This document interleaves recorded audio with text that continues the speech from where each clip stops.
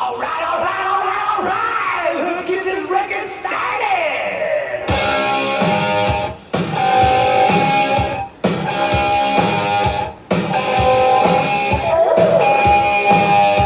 What's up, vinyl community? YouTube.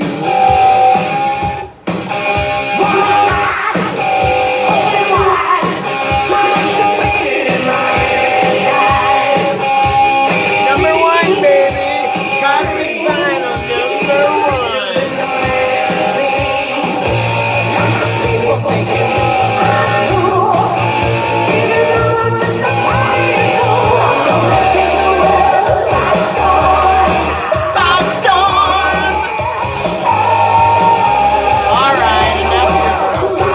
Alright, I'm sorry, guys. I didn't want to turn it down, man. It's kick-ass rock and roll from the one and only Slave Raider. We'll talk about them in a minute. Let's see. Am I about ready here? Are we ready, guys? All my cosmonauts, are we ready to rock here or what? All right, give me a second. We got one more thing here. By storm! We're gonna take the world by storm! By storm! I am gonna take the friggin' world by storm. Almost forgot my little footstool. I like to be comfortable up here in the cosmic realm. So how you guys doing out there, man? You guys hanging in there? Things kind of getting back to a little bit of normalcy in your lives? I hope so. Mine still stinks like poop, but you know, it's getting there day by day. It doesn't even have anything to do with the COVID. It's just life being a dick to me. I think God hates me. Anyway, strike that last comment. I know that's not true. Anyway, yeah, we're switching things up a little bit. Tonight I'm rocking a little Mississippi mud. I'm drinking it out of the old jug. Drinking it out of the jug here. Huh? I bet there's some guys out there that have drunk out of a jug before. Huh? The old goat? Have you drank out of a jug before, Rod? I bet you have, dude. What about Oddbox Topper? You've drank out of a jug. I know you have, bro. Don't lie. Because you guys are from the old school, man. I know it. Alright. This is like a black and tan. I don't even know who makes this brew. But it's a famous slow brewed black and tan porter and pilsner beer. And it comes in this like hefty, like friggin' jug. I dig it, man. It's not super stout. It's we used to make black and tans with Guinness and Hart back in the day, and I just this isn't like super like Guinness, like it's not that super stout, but this good stuff's got the alligator on there. It's fun.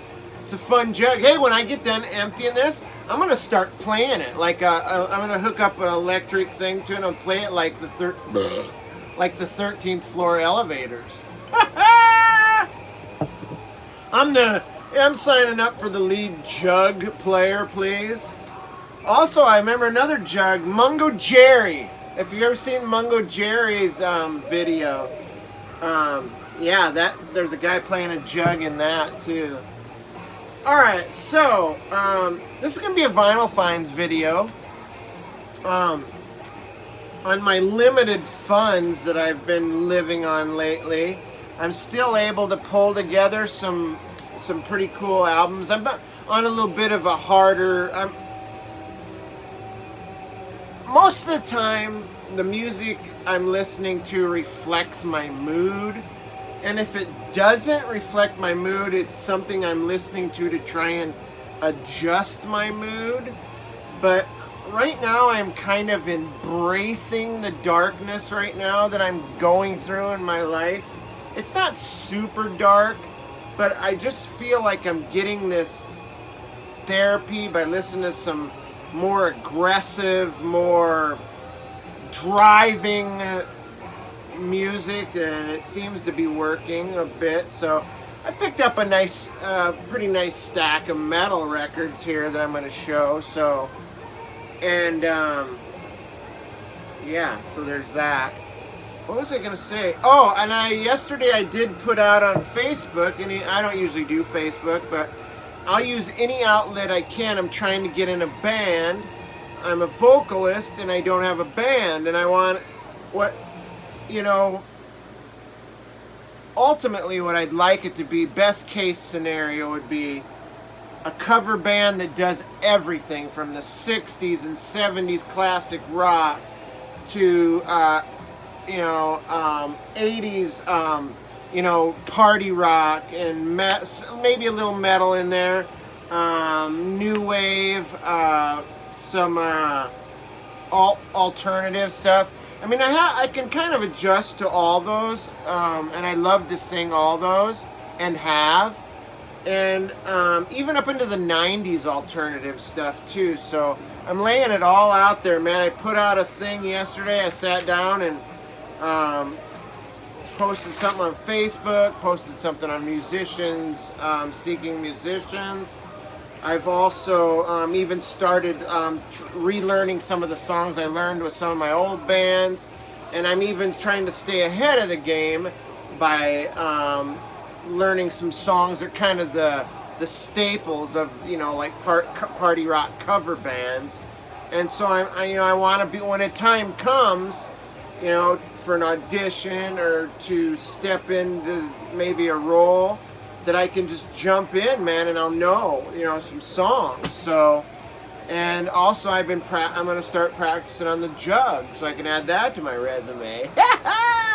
Woo! Yeah! Well, let's get on with it. That was a bit longer of a prologue than I intended, so. All right, here we go. Also, been on a little bit of a weight loss kick. Lost 12 pounds over the last couple weeks. Kind of digging that a little bit.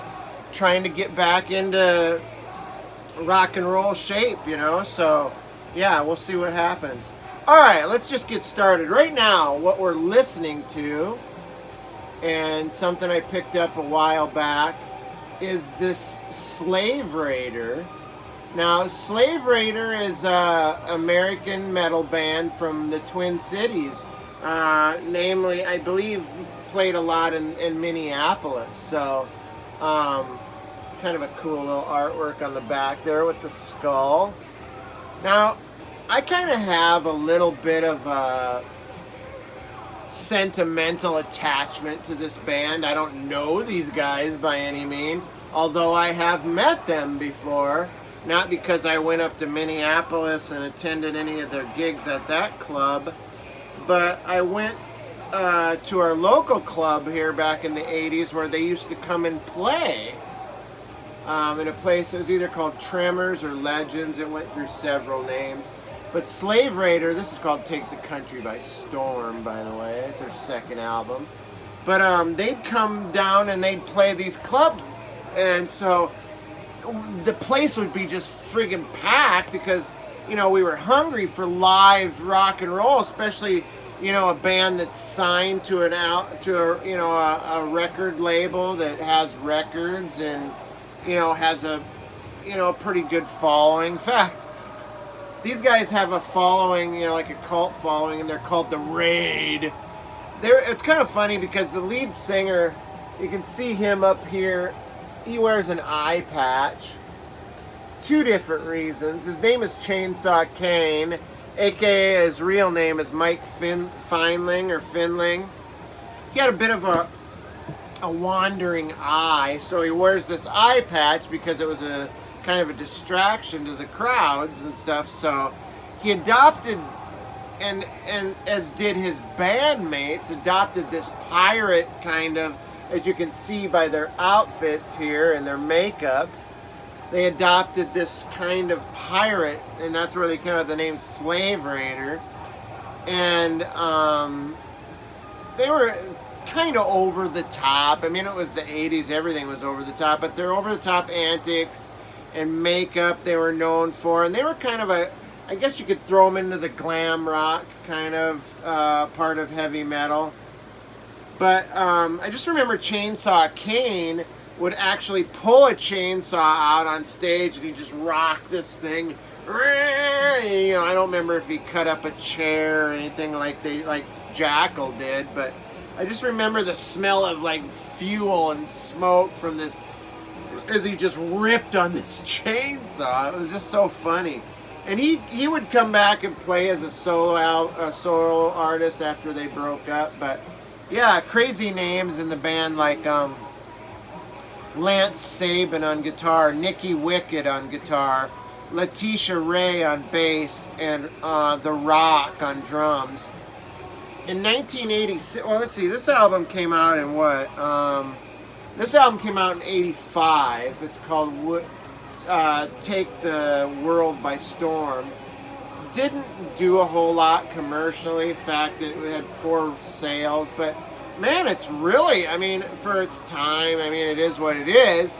But this is a rockin' album. I mean, there's a really long song on the other side called Survival of the Fittest. It has to do with nuclear war.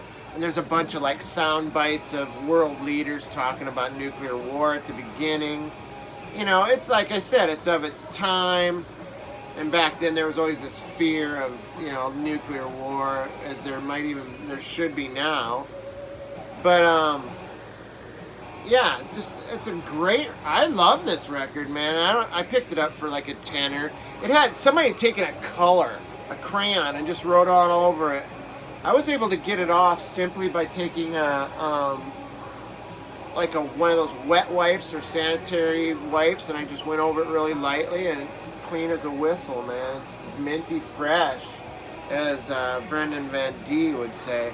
But anyway, the band in 86, they won all 4 awards for the Heavy Metal Honors in Minneapolis. Prince played that show in 86. And also the band Soul Asylum won the honors for Best New Band. Of course, later on, they'd be, you know, the scene, the rock and roll scene would take a drastic turn as groups like the Replacements and stuff, and, you know, like Husker Du and those bands would basically take over the scene. So, Bye Bye Slave Raiders record deal and Bye Bye Slave Raider. But they were, like I said, they're kind of got sentimental value for me and my friends. We used to go see them, and you know, Chainsaw Kane's got that rock and roll voice, that 80s rock voice that you can hear. It's just it's pretty awesome.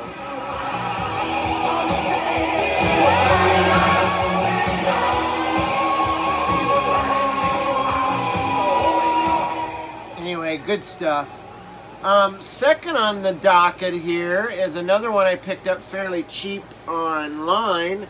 This is Black and Blue with their debut record. I always, for some reason, thought that this was just a real picture of the guys, but if you look close, it's like one of those paintings. Like, it's almost like those Revolutionary War or those historic paintings where it almost looks real, but they're not, kind of. I don't know what I'm talking about, do I? But anyway, in the middle there's Jamie St. James, the singer, also known as the Saint. And then over here, you might recognize this guy. His name is Tommy Thayer, who is now the Ace Frehley in Kiss. I only say he's Ace Frehley in makeup only. Tommy Thayer became the lead guitar player for Kiss. The rest of these guys, I'll tell you, there's Patrick Young on bass, Pete Holmes on drums, and Jeff Warner on guitar. Anyway, they came out in like the early 80s. This came out in 84. This is a really good record, by the way. I love this. But they were called Movie Star back in the early 80s. They changed their name to Black and Blue to kind of fit their look of, you know, black leather and blue denim. And they're kind of more, they're in-your-face, in-your-face kind of rock and roll, which really does show on this record. They released this record And the hit on this was Hold On to 18, which got quite a bit of, quite a bit of airplay on rock and roll radio, but even more so got a video played on MTV, which is how I discovered Black and Blue. And it was shortly after that I moved down to Dallas, Texas, and we used to go out to this club called On the Rocks, which was the local rock and roll club where bands would play and stuff. And if, you know, signed bands were in town doing shows, they'd come down to the clubs, and a lot of times if they were in there and they could work it out, they'd get up on stage with the bands that were, you know, playing the gigs, the local bands, and, you know, play. But I remember, I mean, you can't hardly not recognize this guy. He came in with his hair, you know, the blonde curly hair, and it was the Saint, Jamie St. James, and it was also this guy here, their guitar player. And me and my buddy went up and started talking to him. We drank with them pretty much all night. They did end up getting on stage and playing. Yeah, it was good times. I mean, you know, they were like one of the first like famous bands that I met when I moved down to Dallas and started going clubbing down there. But you know, after they had their first break, then they moved to LA and did this album, and then their second and third album came out, and it was a much like watered down version of them, and like a more polished sound, probably more balladry, and did not find favor with did not connect with the fans and the consumers like this album did. So, and then Gene Simmons became their producer on the next couple of albums, where they tried to return to their, you know, their heavier roots, but eventually could not gain the, you know, the following that they had like around this time, and broke up, and did different. A lot of the members went on to do different projects. Again, I'm going to refer to my time in Dallas. Went to Dallas City Limits, seen a Kiss tribute band, which had Jamie St. James, the Saint, and Tommy Thayer. It was a Kiss tribute band called Cold Gin, and Jamie St. James, who was the singer for Black and Blue, was the drummer. He played the Peter Criss part, and of course Tommy Thayer played the Ace part. And God, what a weird story. But then Thayer went on to start working for Kiss. He worked as Gene's personal assistant. Then he became Kiss's tour manager. And at one time, I remember even hearing a story where Ace Frehley was super late for a gig. And they were like, fuck this, man, we got to go on. And they put Tommy Thayer in the Kiss makeup, said, you're on, man, you're the guy. And I think he might have been even Ace's guitar tech at the time or whatever. But yeah, he put the makeup on, they were ready to take the stage. Ace turns up at the show, and friggin' Ace is beside himself when he sees Tommy in the makeup, and he frickin' clocks him. Which I don't blame him, but then of course we all know the rest of the story, where Ace leaves the band. Tommy becomes Ace basically in the band, and is still continuing to, and Ace still has beef with Kiss and blah blah blah, fuck them. Kiss, I love Kiss. I will always love the old stuff. I love everything that I ever loved by them, but I wouldn't probably walk across the street to pay to see him anyway. So I still love Paul Stanley. I don't think Paul's near as egotistical as Gene is. He just doesn't get it. He's a dick. Another swig off the old jug. Alright, moving along here. I was kind of looking for some cool power metal. Not much much better can you get when you freaking rock out to Halloween? Halloween!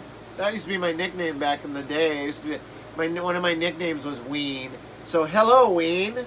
But anyway, this band is called Halloween. Trying not to give you some glare. Trying to give you not the glare there, but this is Keeper of the Seven Keys Part 2, which is an amazing record, by the way.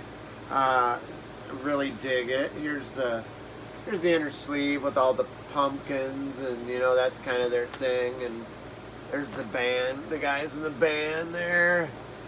But yeah, great record on RCA. Halloween was like a German power metal band. 1984. Original lineup consisted of, and I'm going to crucify these names, but the singer and the guitar player's name was Kai Hansen. He was the first singer. And then there was Marcus Grosskopf on bass, Michael Wycath on guitar, Ingo Switchenberg on drums, and then Michael Kisley on he was hired later to take over the vocals, and so that Kai could then concentrate fully on guitar. And then they initially were going to come out with this Keeper of the Seven Keys as a double album. Instead released part 1 in 87 and then released this one in 88. Which got a lot of rock radio play. Also ended up on MTV's Headbangers Ball, so they got a lot of airtime on MTV for the song "I Want Out." I want out, la, da, da, da, I want out. Remember that one? I mean, it's a pretty poor imitation of it, but that's the one I'm talking about. But anyway, other hit would be Dr. Stein. I feel like the vocals are kind of Queensryche-ish, if that's a word. I really love this. I need to get the first one, and I will. Just it happened that I could afford this one and not the first one. So, yeah, and then on that Headbangers, there was a tour, and them and I think maybe it was a LA-based band or California-based band, Exodus, and Halloween opened up for Anthrax on that Headbangers Ball tour. So, yeah, good stuff. How'd you like to see that show? Hell yeah. Halloween, Exodus, and Anthrax. Boom! I'd love to see that friggin' show, right? Ah! All right, let's put the Halloween away here. Anyway, you guys ever watch the channel on YouTube called Loudwire? They talk a lot about rock music, especially metal. They love metal. And one of the guy's names is Graham. I love Graham so much. He's so cool. He does these fact or fiction Wikipedia things with all these rockers, and then he reads off these facts he finds on Wikipedia, and then the rockers tell if it's true or fact or fiction. So yeah, it's great stuff. They voted that Halloween album their best power metal record of all time. What do you know? I'm holding royalty in my collection. Cheers! And what about Metal Hammers? They made their top 10 power metal albums too, so they got that going for them. Power metal. Man, I'd like to chew through some power metal right now. Oh, speaking of power metal, we got no music. I need some music, boys.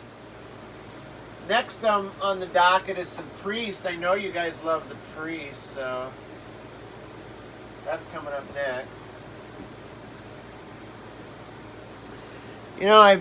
I have lots of Priest albums, but a couple that I found recently that I did not have and I had to pick up included this Judas Priest live. It's a live in Japan. Unleashed in the East, man. Look at that album cover. I love live album covers. Kiss Alive, the #1, is the best live album cover, but this is pretty damn good.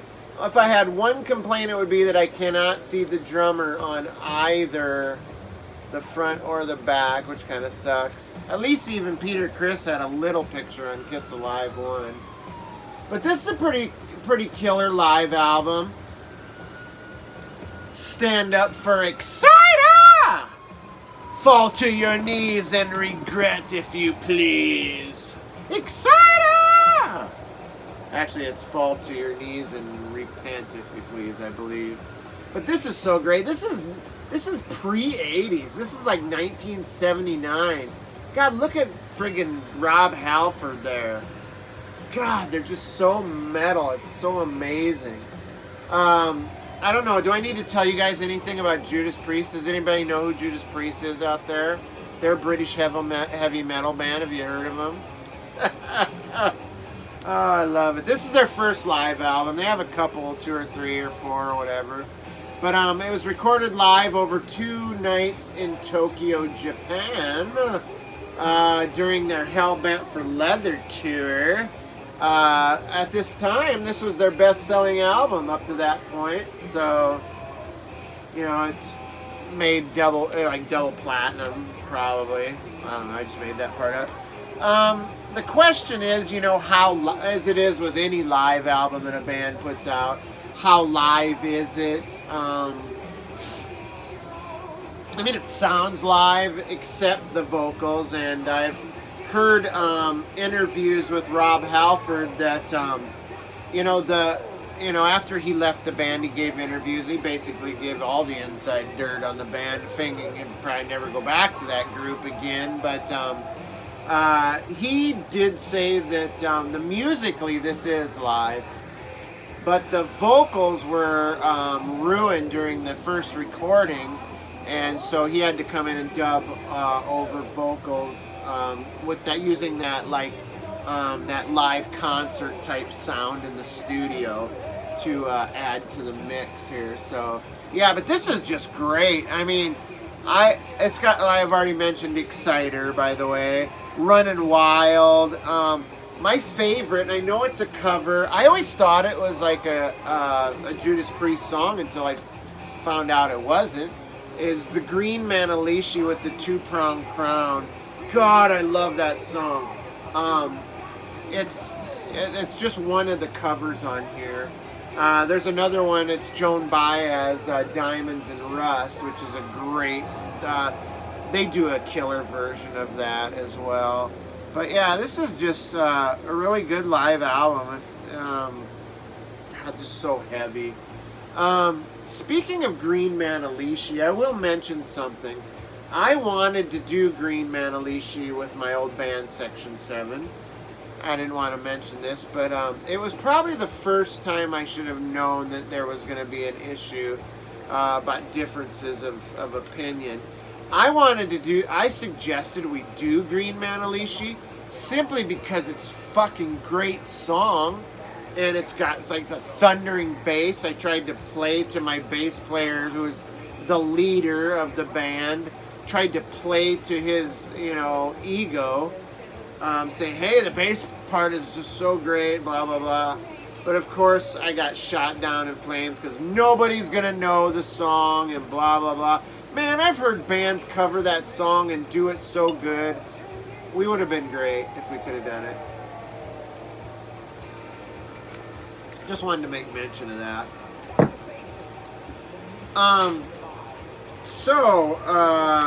Moving right along. Oh, how about some more Priest? I can't believe I didn't already own this. This is Judas Priest, Defenders of the Faith. I may have shown this briefly, but I don't think I talked about it. So, this is their 9th studio album. Have you guys heard of Judas Priest? I think I talked about them before, haven't I? They're a British heavy metal band in the 70s and 80s. Anyway, this was released in '84. Singles on this were Freewheel Burnin', Love Bites. Oh, I love Love Bites. Some Heads Are Gonna Roll was the third one. Again, cover art here by Doug Johnson, who also did the cover art for the previous album, Screaming for Vengeance. Also did it for the following album, Turbo, which, you know, a lot of people, you know, the hardcore Priest and metal fans don't like Turbo. I think Turbo's a friggin' masterpiece and love it. I love the song Parental Guidance, even though a lot of people think it's too commercial. Speaking of parental guidance, there's a song on here called Eat Me Alive, which makes the PMRC's Filthy 15 list. So, woo, yeah! That right there added about 100 to 200,000 album sales by slapping the old sticker on there. Ha ha! Good for them. Of course, they got into much heavier legal battles over some kids committing suicide. But we won't talk about that. But anyway, and I'm sure you guys all know who the PMRC is. Maybe I'll do a video about that sometime. But yeah, this was recorded in Spain. It's not any kind of great or monumental departure from what they did with Screaming for Vengeance. They're just short, up-tempo metal anthems that, you know, with the stadium shout along choruses. So yeah, more of the same. Still great. I mean, Screaming for Vengeance was what got me into Priest to begin with, and then this, and then Turbo. I was way in by then. So yeah, there might even be a little of the old progressive element in a song called The Sentinel. This one, love it. Love this album, god damn it.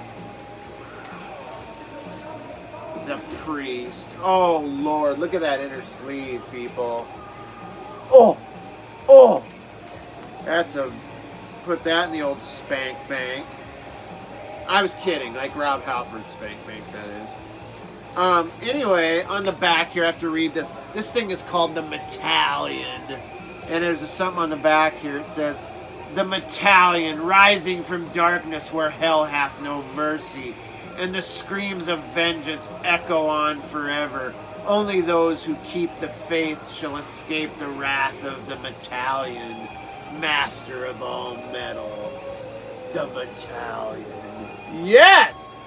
It's like an armored metal tank. Fucking right. Look at that. Killer! Alright, moving from one metal god to another, who would be like the metal Jesus, if you will, and that is Ronnie James Dio, who I absolutely adore. This is the last in line, and of course there's Murray there, the mascot, welcoming all the departed souls. God, there's some great artwork on this.